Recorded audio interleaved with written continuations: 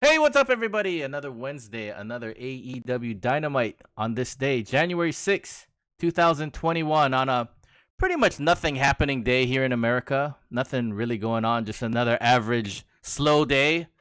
Nothing going on. Definitely won't be memorable for years to come, right? Yeah, nothing I can think of that popped off or are unprecedented in the history of the United Yeah. States. Actually, Yeah, a very interesting, to say the least, day in America. Hopefully, one day when we watch this back years from now, it'll be a something to laugh about. But as of today, not really anything to laugh about. But this is not one of those shows. This is a show about professional wrestling, where yeah. Anyway, we've got AEW Dynamite 1/6/21. What did you think about the show? good. Good way to start off the new year. It was a great show. Yeah, Every match was pretty much on it. Yeah. I liked it. I don't think there was anything like super spectacular, but everything was good. Everything was enjoyable. 2 hours flew by, and I was happy I watched it. Agreed. So the best part, obviously, well, maybe not the best part, but one highlight already. Jericho's on commentary, and it's always a treat. So let's start it off. Night one of New Year's Bash, and we're starting off with the Hybrid 2 and the Acclaim versus SCU and the Young Bucks. And so one thing I noticed in the beginning is the commentary team is really trying to sell us on the Acclaimed. Just stop. Okay? They're going to be awesome in a few years when they get more experience and they're more, they're better in the ring, better on the mic, whatever. But this is an 8-man tag team match, and they're just talking about the Acclaim and the Acclaim. They work as a team so good. They're so young. They're so good. They're so blah blah blah blah blah. It's like they're in there with the Young Bucks, the best tag team in the world right now. They're in there with SCU, like two of the best veterans out there, and they're with the Hybrid 2, the most underrated tag team in all of wrestling. Like, just stop, please. They're okay. They're not terrible, but stop telling us that they're like this awesome tag team, because they're just not right now. They're easily the fourth best tag team in this match. And that's Yeah. not their fault, but come on, people. It's almost like they're trying to convince themselves this is a good signing, right? I Yeah. don't know. It's like, That's hey, what it seems like yeah, too. yeah. Like, yeah, they're going to be good. Right now, they are the fourth best tag team in this match by far. I would take Top Flight over them, honestly, right now. Which No, is I'm just crazy. saying in this match we're talking about. Oh yeah, Oh absolutely. yeah, I know. top Yeah, yeah. top flight is a 10 times better Yeah. than these guys. Anyway, like, man, I don't know. I'm just really not sold on this whole Acclaim thing. But whatever. Anyway, this match was pretty much action, action, action. Go nonstop action, fast pace, as you would expect from these four teams, especially the Young Bucks and Hybrid 2, but the other teams too. All action. So there was a good hot tag sequence with Matt running wild on everyone. He was gonna go for a moonsault, but then he turned it around and he just jumped off the top to the outside. That looked really cool. That was kind of a surprise, because he looked like he was gonna go for a moonsault. The announcer said, "Oh, he's gonna go for a moonsault," but then no, he just jumps to the outside. That was cool. They hit a risky business on Bowens for 2. They hit the BT trigger on Bowens, but that gets broken up. 630 senton by Evans. Nick gets the knees up. The Bucks run wild. They go for the Meltzer driver, but that's broken up.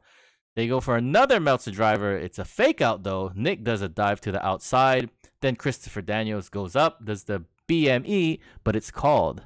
But he's doing it onto, was it Evans who got pinned? It's Evans, right? Yeah. No. Mm-hmm. Or was it one of the Acclaimed? I think it was Evans who got pinned. I thought it was shoot. Anyway. I was more surprised by the move. I was like, oh, that's a badass move. Anyways, he does the BME, but since he's doing it onto the opponent with Matt holding the opponent in the tombstone, it's called the best Meltzer ever, not the best moonsault ever. So, yeah, that's nice. The Bucks and SCU get the pin off that, and this was a good match. Good opener. Just the way you want an opener. Fast pace, action, good result. Right out the gate. Starts the show off on a good foot. And anything you want to add on this one?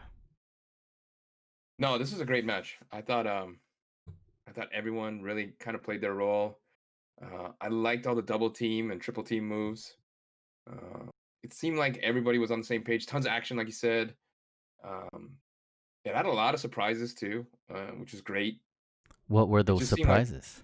like you said, like the moonsault that turned into a dive on the outside, Yeah.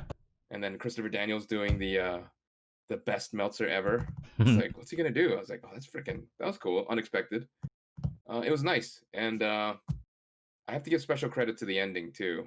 After, which you can get into about when they were talking each other up in the finale to the match, SCU and Young Bucks, which was a nice touch. So, Okay. So yeah. after the match, Kazarian gets on the mic and he talks about last year, which was, last week. He laid down the challenge to Christopher Daniels and says that the next time they lose as a tag team, they are splitting up, but it's not going to happen on his watch. And Christopher Daniels grabs the mic and he says, well, he tells the Bucks, we got your back, except when these belts are on the line. And it looks like they issue the challenge to the Young Bucks. They all shake hands. And Chris Jericho says, handshakes, sportsmanships. That's what we're all about it here at AEW. This coming from Chris Jericho. Tremendous. Good line about that. One of the many lines of the night. So what did JR say? He says, "Oh, Chris Jericho is all about sportsmanship, huh?" And then Jericho immediately snaps back, "You're damn right I am." Oh God, Chris Jericho is the best. One of the lines of the night. Not the first, and definitely not going to be the last from Chris Jericho. Yeah. But we've got the lineup for tonight. We've got in the main events, the AEW World Championship is on the line. Kenny Omega versus Rey Fenix. In the AEW Women's Championship, we've got the champion Hikaru Shida versus Abadon. Special guest Snoop Dogg, because the Go Big Show debuts tomorrow. I mean, I would not have guessed from the show because it's not like the entire ring apron and ringside was plastered with the Go Big Show signs. You could not have not known that the Go Big Show was debuting tomorrow. Didn't every commercial break have a Go Big Show promo as well? Pretty much. I swear they did. There must have been a half a dozen. Yeah. Least. I mean, I think that's been the case for as long as we remember. It's on TNT, I get it. But it wasn't just like draped all over the AEW set and everything, and the announcers were pushing it big, so I'm surprised they didn't have a Go Big Show cup or something, It's the Go Big Show tournament, Yeah, that something like that. But I hope this show does well because they're putting a lot of effort into promoting this crap if it doesn't do well. Anyway, Cody with Snoop Dogg in his corner, his co-star from the Go Big Show against Matt Sydal. Sting appears live. Jake Hager versus Wardlow. Darby Allin and Brian Cage will do their weigh-in for their TNT title match next week. But up next is Jon Moxley.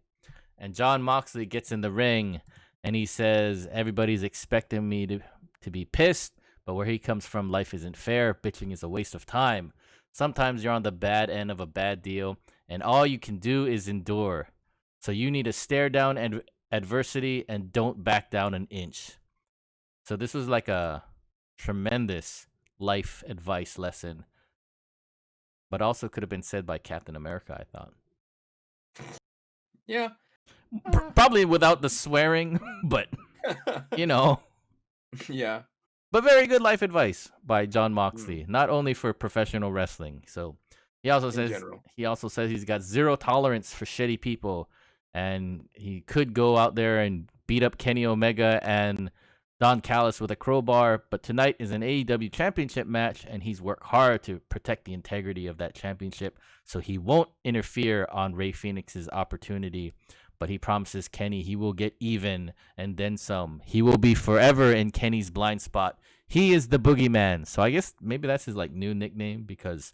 Oh, yeah. So anyway, thank everybody. Thank all of you who checked out Beachblaster X's New Japan preview. So he told me that that's what he's using. Moxley's using boogeyman as kind of his new nickname in New Japan. Who's this Beachblaster X? I saw. He's just something about him posting up on. He's some dude. He's like, it's like, you jackass, let me do a show. I was like, fine, whatever, dude. Just do it. Just get out of my face. So his studio kind of looks like where you film from too. Kind of does. Yeah. He's just obsessed with me. That's the problem. Mm, But yeah, we'll see. John Moxley is using the Boogeyman nickname in New Japan as well. And Kenny Omega is going to pay and realize he crossed the wrong guy. So 10 out of 10, 11 out of 10 interview from John Moxley, as always. Promos are always I good. don't know what you have to say about this. Nothing. His promos are always good. He's the purveyor of violence. They always come through very genuine, like he really means those words. He lives by those words. It's his creed. It's not something he made up. Yeah, and they just come straight from the heart. It's about more than pro wrestling. Yeah. All the stuff he says applies to other aspects of real life, which is tremendous. So, next part, and I'm not being sarcastic. I like this next part. Dasha is with Chuck Taylor and Orange Cassidy. And we get an update on Trent. He's got a torn pec, 4 to 5 months. So Miro and Kip interrupt. Miro says it sucks for him, but it sucks more for you because Trent is the leader of your little group. And Chuck says, well, how about I beat your goofy ass in the center of the ring next week? And Miro says, well, you know what? How about we make the stakes higher? If Miro beats Chuck, then Chuck has to become his young boy after the wedding, and Chuck accepts.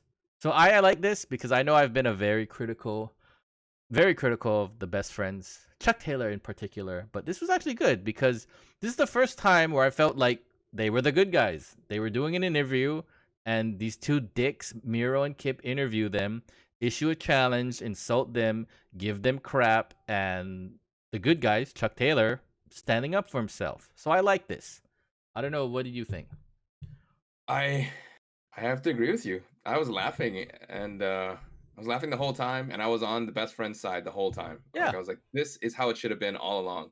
Like, you could tell, like, Chuck was having a serious interview with Dasha about Trent's condition, and he just had a perfect line of the night too. And Miro's gonna come and interrupt it, and he does, and he just plays this huge heel, like, oh, I'm so sorry about Trent. That's really sucks for you guys. Like, you could tell it's completely disingenuous.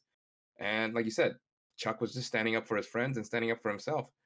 That's how it should have been all along. Yeah. It shouldn't have been this many back and forth, who could be the bigger dick. Many times it felt like the best friends were the jackasses in this feud, but right here it's pretty clear Miro and Kip are the dickheads. Yeah, so it was good. They should have had more interviews and segments like this, because that would have been on the best friend side. Yeah, wholesale if they'd done it like this more often. So we got the match I wanted to see most this week, because I knew Kenny Omega and Rey Fenix were going to be awesome, but I've seen them wrestle before. But here we've got Jake Hager versus Wardlow. And Wardlow, I don't know if this is new, but his nickname is Mr. Mayhem now. Is that new? I don't remember them ever calling him that. That must be new. Okay, but he's maybe they called him that in the dark. I don't know. He's Mr. Mayhem nonetheless, and we've got an inset interview. Wardlow says he's right. The Inner Circle is his family too, and he can take care of both. So, Jake Hager, you giving me shit? I'm gonna give you a war. He doesn't actually say giving him shit, but more or less says that. And during this match, the Inner Circle is on the ramp, and spoiler, they do not interfere in this match, which I was surprised with.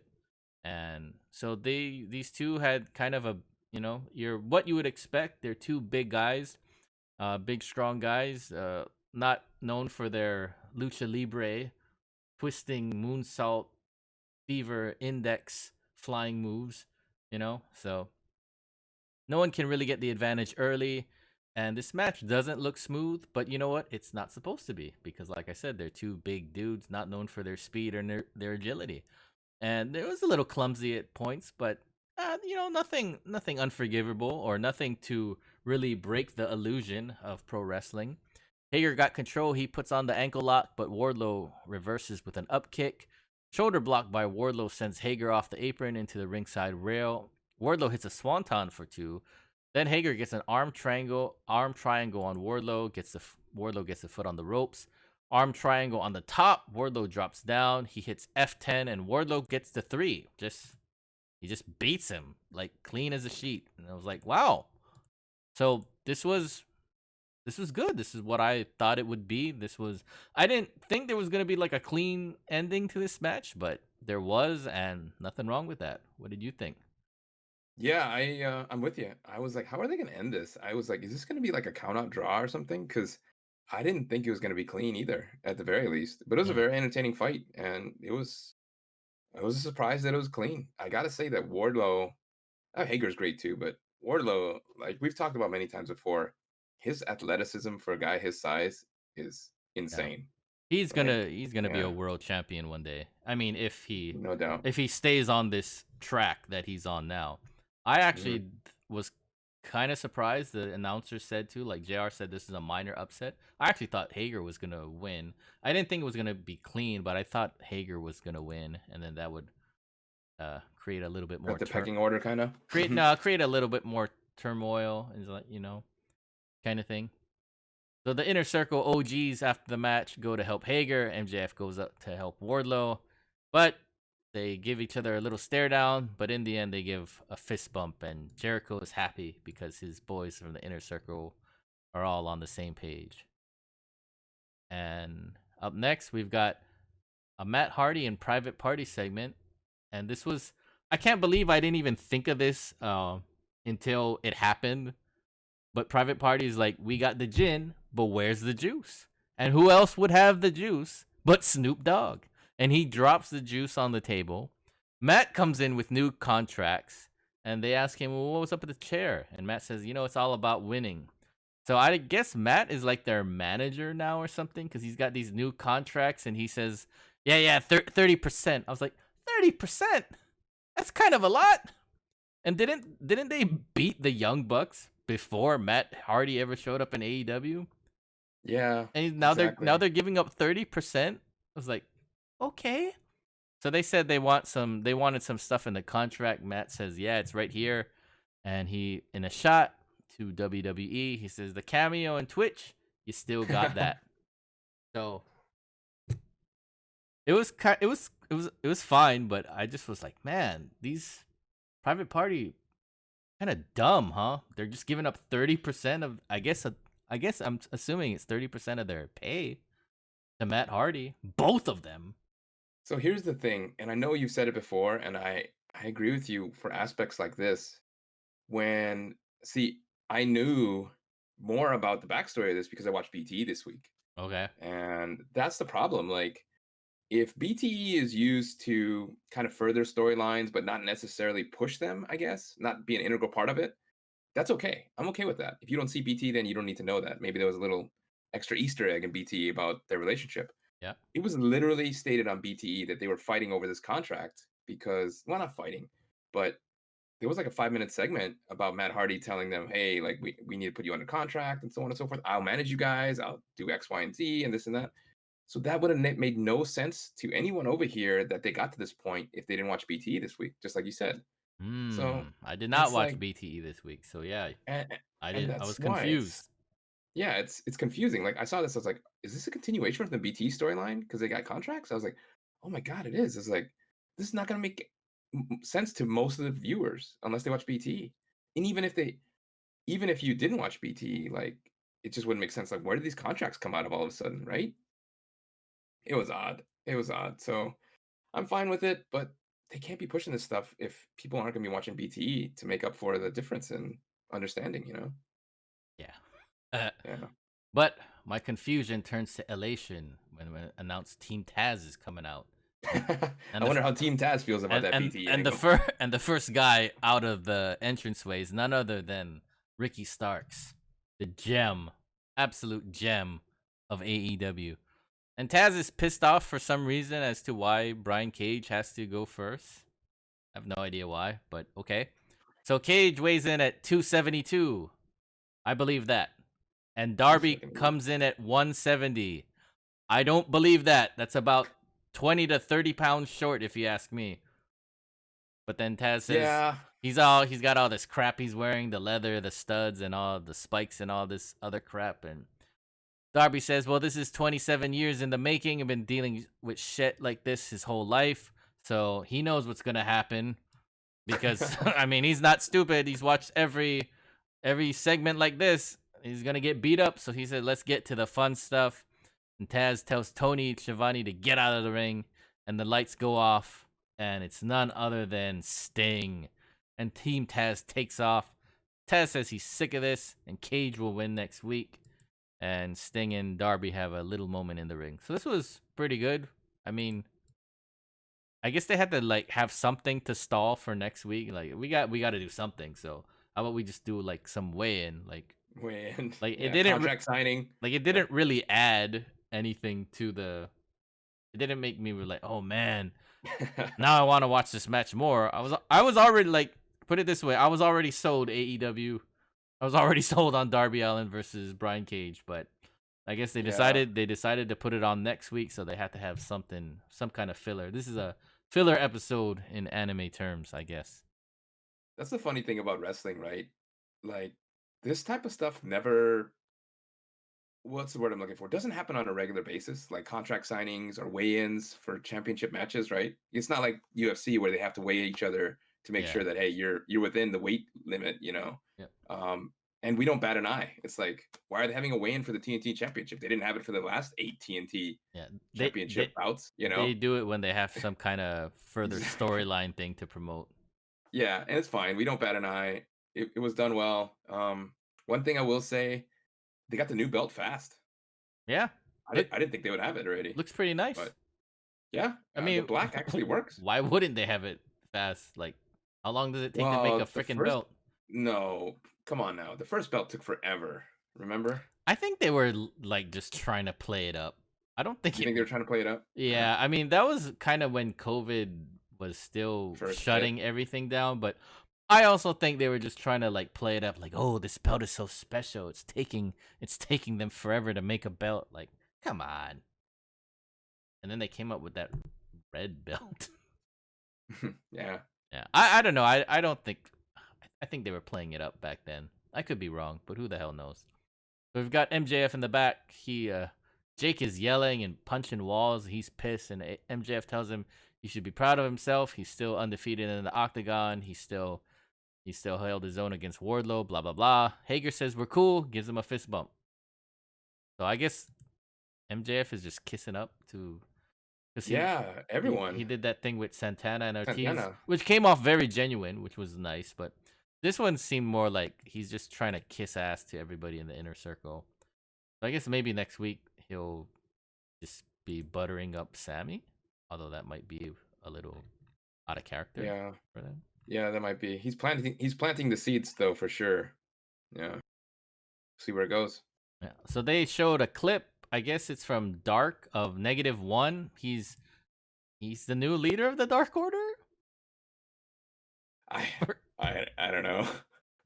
But he was out there giving shit to Marco, and so we cut to Marco live, and he's talking about how Jurassic Express is, Jurassic Express is gonna have a great year, blah blah blah. And FTR comes in, and FTR is pretty much the voice of reason, or the voice of me actually. They come in, Marco's worthless, and he says.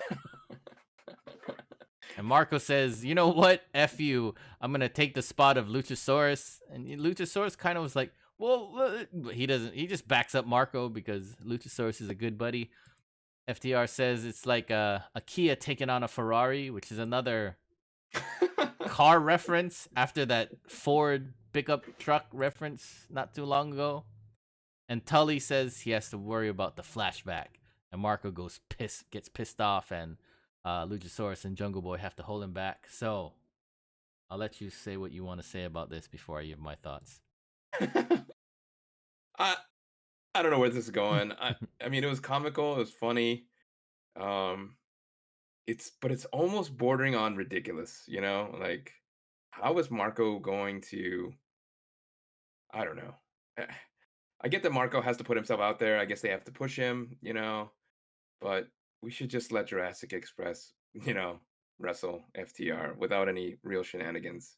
But I am so happy because no doubt next week we are. Marco's gonna eat a Midnight Express. We are gonna eat. He's gonna get a Shatter Machine, a Goodnight Express, which has been, I think it was on Dax's Twitter. He announced that They talked with Brody's wife, and they are now going to be calling that move the Big Rig in honor of him. Oh, So it's not going to be the Goodnight Express anymore. So, no he's gonna doubt, eat a big rig then. no doubt, we are going to get a big rig on Marco. And if we're really lucky, we're going to get a Spike Pile Driver too. And that's going to be tremendous. And FTR will be my favorite tag team of the week. Oh, start buying some FTR merch. Yeah. Next, we've got Matt Sydal versus Cody, and he comes out with Snoop Dogg. And they come out to Snoop's new song. And of all the people to come out to a Snoop Dogg song, Cody might be one of the last people I would pick. Anyway, they plug the Go Big show again A lot. a lot. Set your DVRs now. I know mine is. I don't know about yours watching, but yeah. So Snoop has some paper in his hand, and it turns out he has the coaching guide that Arn usually has. So This was a head scratcher to me, man. Yeah. Like, what? So let me go for the match first. Then you can... So there's a dive on the floor by Seidel. Snoop, he does the best dodge ever. You saw that, right?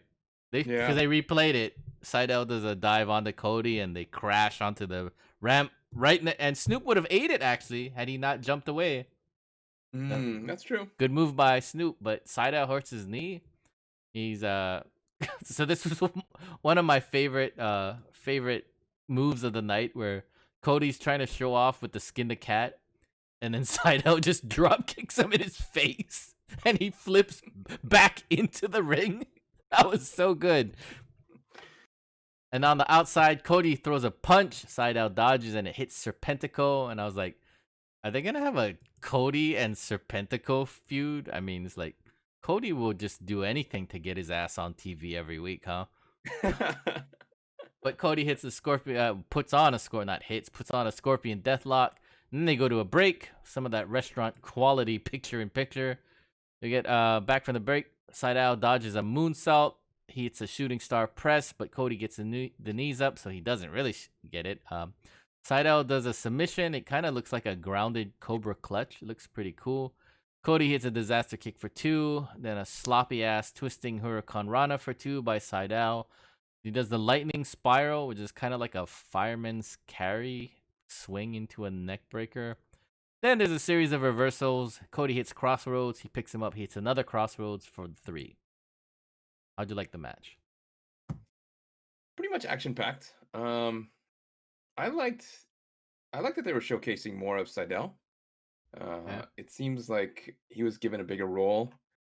It seems like a lot of times when they put out Cody, they want to give the other wrestlers somewhat of a showcase. It was a good match for what it was, even though give him some rub. the ending was never really in doubt.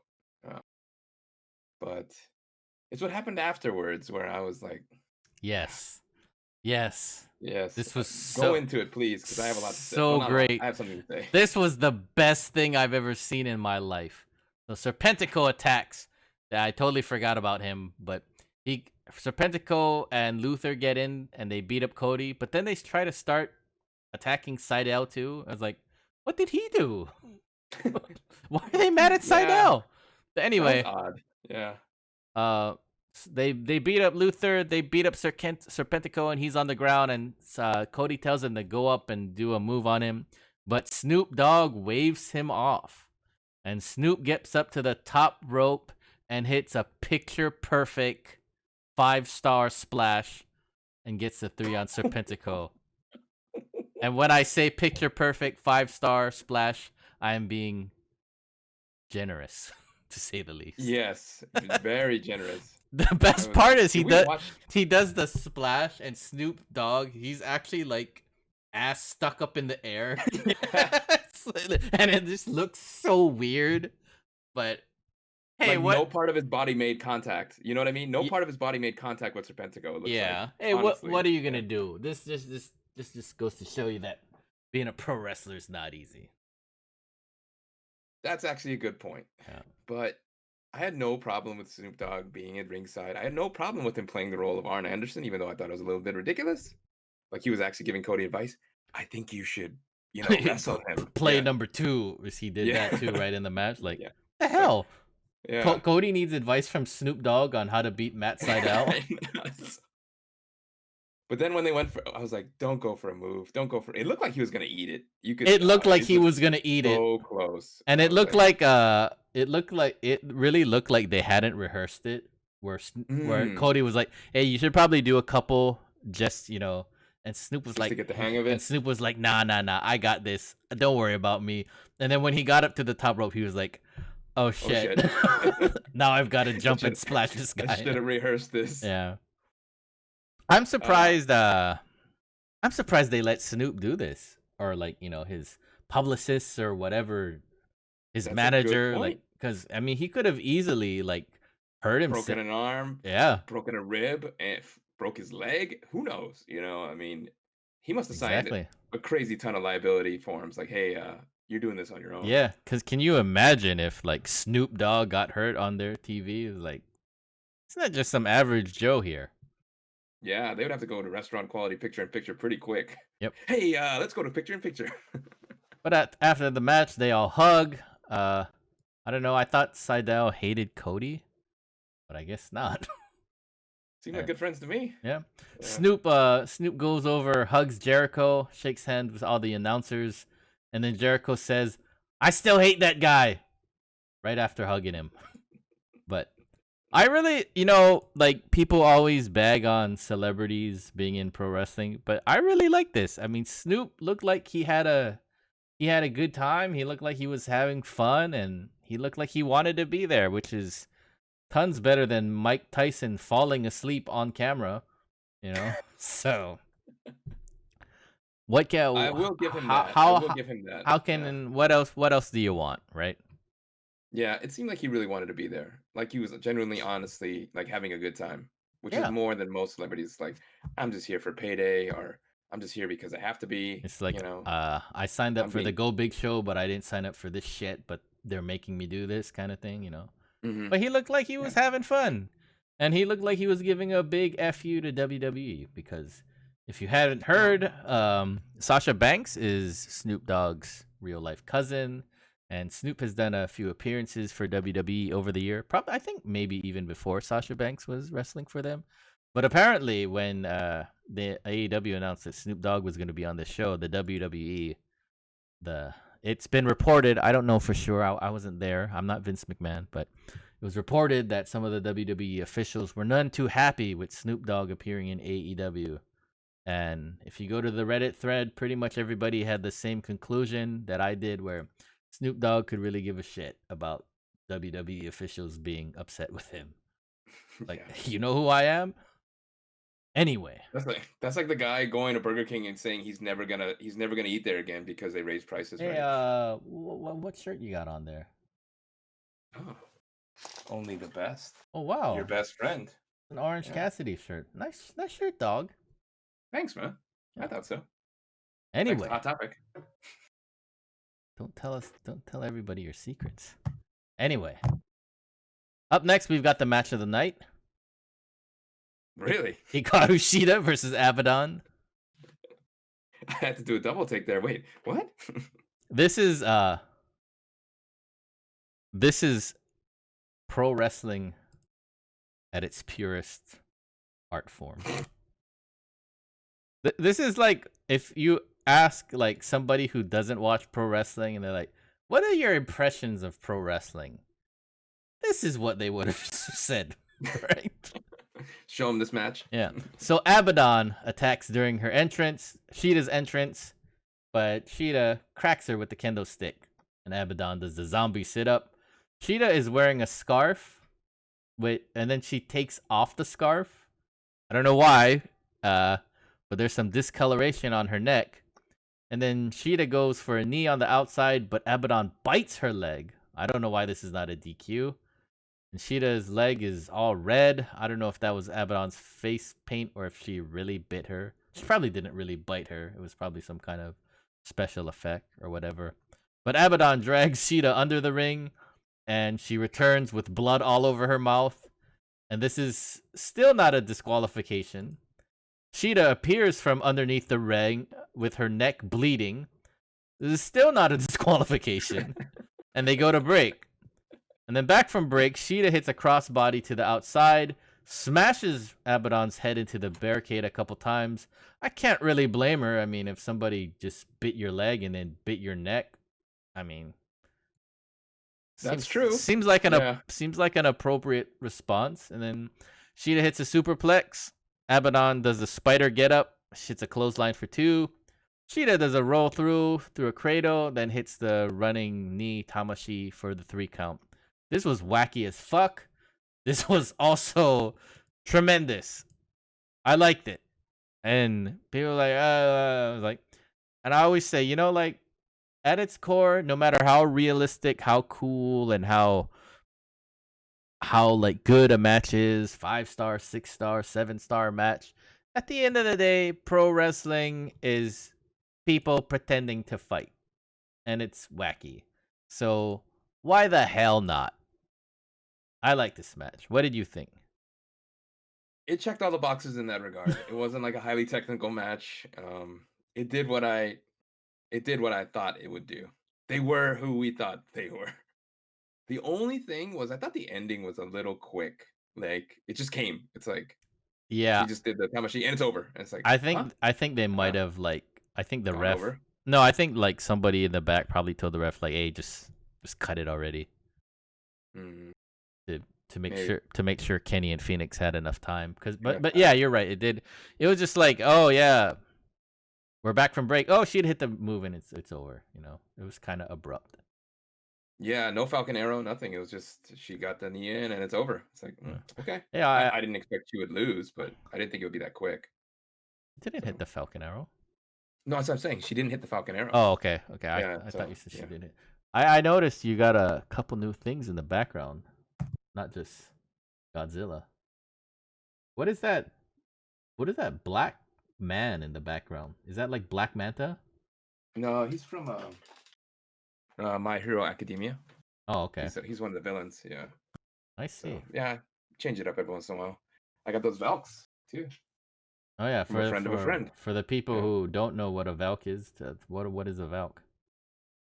Valk. Or which ones are the Valks? Because some people might not know which one the Valk is. So those. I'll just pick one up. So the blue and the red plane is the Valk. Yeah, here we go. Here we go, fans. This is from Macross, not Robotech. Not to be confused with Robotech. Looks nice. This is the VF1J. Yeah, it is nice. Looks Transforming jet. Kind of in the vein of Transformers, but kind of its own thing too. Nice. Really good anime from about 30 years ago. Actually, more than that, 35 years ago. Definitely worth watching. 35? Nah, can it be? Was it that long ago? Yeah, it's old, man. Damn. Okay. Yeah. Anyway, back to AEW. So we've got the lineup for the New Year Bash Night 2. We've got Darby Allin versus Brian Cage for the TNT Championship. We've got Chuck versus Miro. We've got Serena Deeb and Ty Conti versus for the NWA Championship. But then we've got a little inset program interview, and Tay Conti looks like she's with the Dark Order now, or at least she's affiliated with them, because it's Anna Jay and Silver and Reynolds are with her. Looks like they're going to be in her corner at least next week. The Elite are in action. Jurassic Express versus FTR. Pac versus Eddie Kingston. The Inner Circle's got a New Year's resolution. And Britt Baker's waiting room with guest Cody Rhodes. And next, we've got the match we've all been waiting for, the AEW World Championship match. Kenny Omega versus Rey Fenix. And then we have a little interview with Pac and says, we are the Death Triangle and we move as one. But tonight, it's all about this guy, Rey Fenix. And he introduces Rey Fenix as the next AEW World Champion. Kenny, tonight your collection is done. And then we've got the entrances, and part of Kenny's entrance is pretty funny. Unlike Jon Moxley, he did not lose a singles match in 2020. And his match with Okada at Wrestle Kingdom was voted best match in Wrestle Kingdom history. Wouldn't know. Something about North Carolina, but it does not compare to Winnipeg at Manitoba, Canada. And Jericho yells, yes! Because Jericho is also from Winnipeg. So they talk about how Kenny stole the AEW championship from Jon Moxley. And Jericho in one of the lines of the night says, "One man steals another man's treasure." That's the line. And Excalibur says, "That makes no sense." And Jericho says, "Neither do you." But this was good. There's a big match feel. I didn't take a lot of notes because I wanted to watch it, but it's pretty much as you expect. They went at about Mach 10 from the opening bell to the end. Tons of great moves. Jericho calls Winnipeg the wrestling capital of Canada. Ooh, I don't know. Can't beat Calgary. Anyway, he mentions that so Excalibur mentions that Kenny's best friend Kota Ibushi achieved greatness this past week, which was actually predicted by Beachblaster X that he would win the championship this week. So, and every time you see a Rey Fenix match, you see two things. You see something new, and you see something that you wouldn't think is humanly possible. And this was no different. One of those moves was he was on the top, he jumped to the middle, he jumped back up to the top, and then he jumped into Kenny Omega to do a missile drop kick, all the while making it look completely effortless. Rey Fenix is, I mean, like, as far as at least high flyers, he's got to be top. Best of the best, yeah. Top 5, if not top 1, you know? Yeah. At least in my wrestling viewing, I don't watch every single wrestling show out there, but as far as what I can see, he's up there. He does Phoenix does a springboard, and then he starts spinning in the air, and Kenny counters with a knee to the face, and Jericho just yells, "What the hell is that?" And I thought that was pretty funny. So anyway, Kenny hits a Tiger Driver 98 that looked like he broke Phoenix's neck in 3 places, but he didn't, thankfully. Hits a diving knee strike, one wing angel, and Kenny Omega gets the 3. Very clean, very the no interference from Don Callis, no interference from the Death Triangle or anybody else. Nice clean match. What do you think? Excellent match. Like you said, it had a huge match feel, pay-per-view match feel. Yeah. You know, Kenny Omega and Rey Fenix know what they're doing. They've wrestled each other many times as well. 2 of the best in the business. And I was expecting a classic, and it was. And there were some crazy moves, like you said, from both sides, mostly from Phoenix, though. Especially the one, and I don't know what it's called, where he did a somersault off the top rope and then put Kenny into a German suplex from it. Yeah, that was also that was insane. I was like, crazy. Wow. I was like, it was just one hit after another, and it was great. It was great. Surprisingly clean finish too, which I was not expecting. I expected Kenny to win. I would have been shocked if he didn't, but I didn't think it would be clean. Well, yeah, and even not like a Don Callis like interference, but something like underhanded where, maybe like a low blow or something behind the ref's back. Not completely clean, but nope, clean win for Kenny. Yeah. So great match. So here is where everything comes. This is probably going to be talked about very much so in the coming weeks, coming months, coming years, perhaps. This could be a very big thing to come out of this AEW Dynamite, and a very big turning point in the history of professional wrestling. So we've got a fair amount of time left. So Don Callis gets on the mic, and he says, oh, something is happening in the back. And Eddie Kingston and the boys are beating up Pac and Penta. And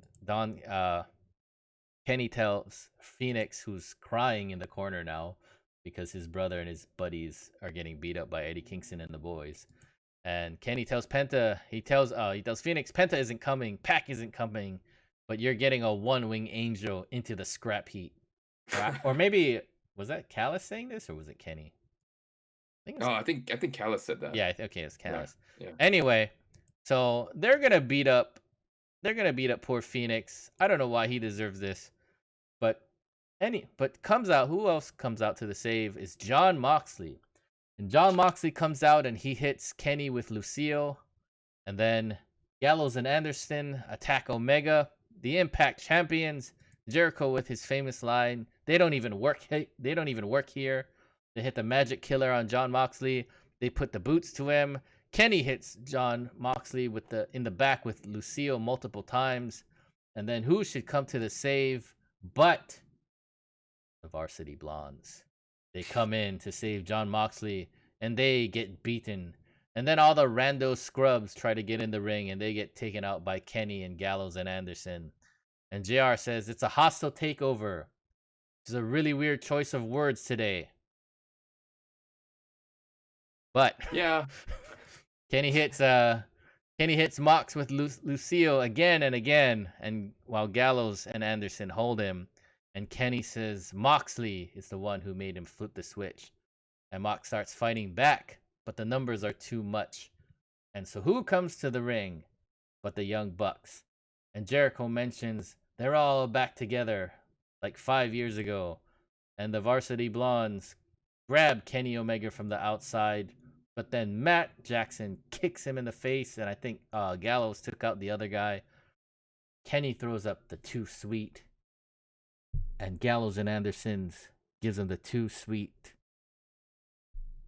And they're asking for the Bucks to join in on the too sweet. And finally the Bucks do. And that is the ending shot of AEW Dynamite. So, ooh. It's hard to tell. What where is their loyalties lie. What is gonna happen? Yeah. But it looks Jackson's, like I don't know. It looks like the relationship between Impact and AEW is strong and will be continuing for the foreseeable future. Yeah, it was a surprise. This is a pretty big crossover. I didn't know. I really didn't know if the Young Bucks would come out, and they did. And I was even more surprised that they put up the too sweet at the end. Somewhat reluctantly, it seemed, but maybe there's a potential for a real reunion here. We'll see. A real reunion of what? I don't know. You would know more about the Japanese wrestling scene than I would. I'll go ask Beachblaster X what's going on. Okay. Yeah. All right. But anyway, that's AEW Dynamite, and overall, I thought it was pretty much this is one of those. Everything on the show is at least good. I liked it a lot. Yeah. This was a great way to start the new year. I know a lot of people are probably not gonna like Abadon versus Shida, but you people make me sick because that was awesome. Anyway, it wasn't a technical match. It wasn't gonna win any awards for that. But it was what it was. It was good for the entertainment value. It was sports entertainment at its finest. But yeah, anything else? Any last thoughts? Anything you want to add before we end this bad boy? I might have to start watching Impact. I'm not gonna watch Impact. Maybe Beachblaster X will. You should ask him. I'll go ask him. Yeah. We'll see. All right. Anything else? Oh, that's it for you? Nothing. Okay. All right. So that's the end of our show. We're going to be back next week as always. Yeah, and check us out. We have a YouTube channel now. Do you want to plug that? Yeah, check out YouTube. Mechamaniacs. That's one word. We do a bunch of stuff on there. Obviously, we do this wrestling podcast, but we also do some games and possibly some more media stuff. We'll see as the days go by. So Mecha is spelled Mecha. Correct. And Maniacs, one word. Okay. Mechamaniacs. All right. So yeah, if you want to check us out on YouTube, you can check us out there. But we'll be back next week for another AEW Dynamite recap. And until be good, stay safe, don't do anything crazy. And we'll see you soon. Happy New Year, guys. Take care. Peace.